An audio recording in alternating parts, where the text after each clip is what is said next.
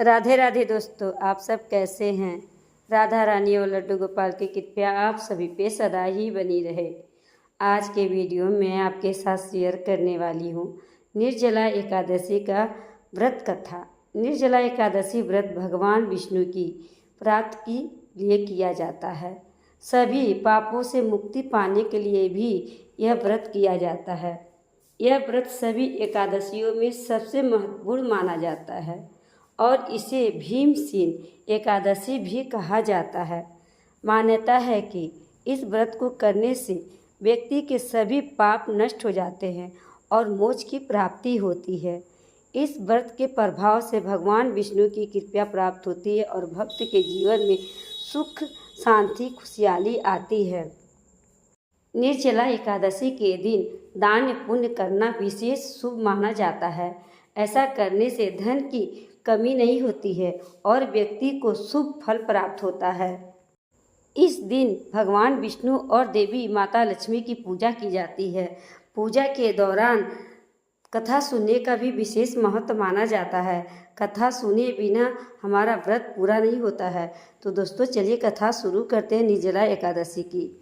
एक बार पांडवों में सबसे शक्तिशाली भीम ने व्यास जी से कहा, हे परम बुद्धिमान पितामह, मेरी बात सुनिए।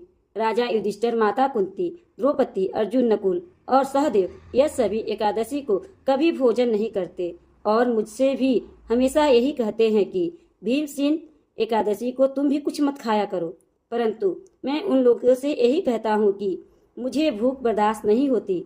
भगवान की शक्ति पूजा तो मैं कर सकता हूँ, दान भी कर सकता हूँ, परंतु भोजन के बिना नहीं रह सकता।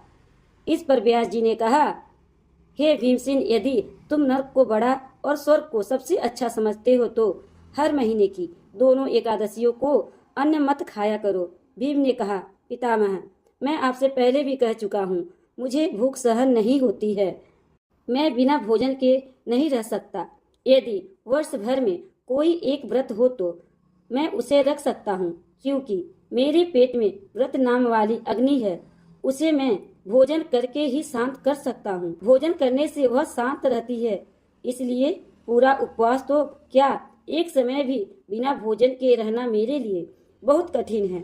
इसलिए आप मुझे कोई ऐसा व्रत बतलाइए जो वर्ष में केवल एक ही बार करना पड़े और मुझे स्वर्ग की प्राप्ति हो जाए। यह सुनकर व्यास जी ने कहा, पुत्र, बड़े बड़े ऋषियों ने बहुत से शास्त्र आदि बनाए हैं जिनसे बिना धन के थोड़े परिश्रम से ही स्वर्ग की प्राप्ति हो सकती है। इसी प्रकार बताया गया है कि दोनों पक्ष की एकादशी का व्रत करने से मुक्ति मिल जाती है। श्री व्यास जी के वचन सुनकर भीमसेन नरक में जाने के नाम से भयभीत हो गए और कहने लगे, अब क्या करूं? माह में मैं तो 2 व्रत नहीं कर सकता, लेकिन पूरे वर्ष में एक व्रत करने का प्रतिज्ञा अवश्य कर सकता हूँ। इसलिए पूरे वर्ष में कोई एक दिन का व्रत करने से मेरी मुक्ति हो जाए, ऐसा कोई व्रत बतलाइए।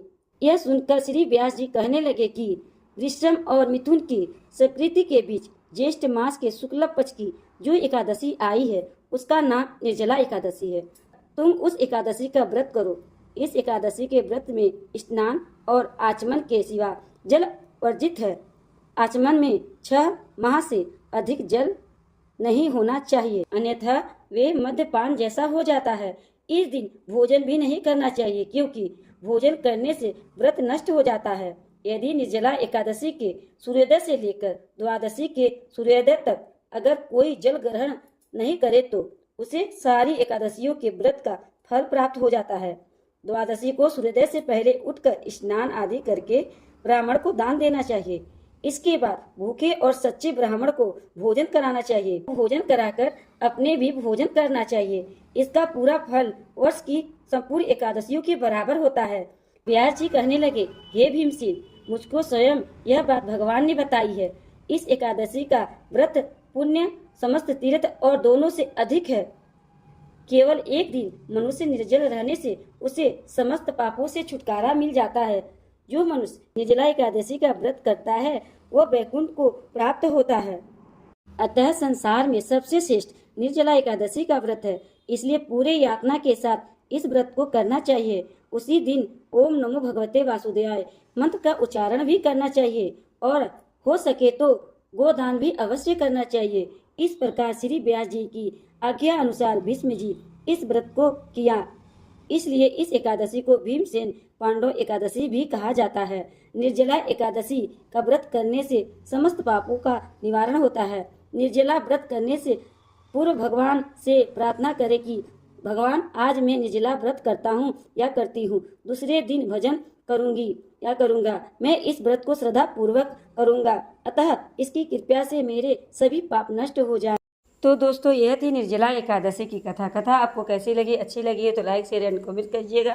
चैनल को अभी तक सब्सक्राइब नहीं किए हैं तो चैनल को सब्सक्राइब करिएगा, बेल आइकन को प्रेस करिएगा ताकि आने वाला वीडियो आप तक जल्द से जल्द पहुंचते रहे। श्री हरि विष्णु की कृपया बनी रहे, इसी कामना के साथ फिर मिलते हैं। राधे राधे।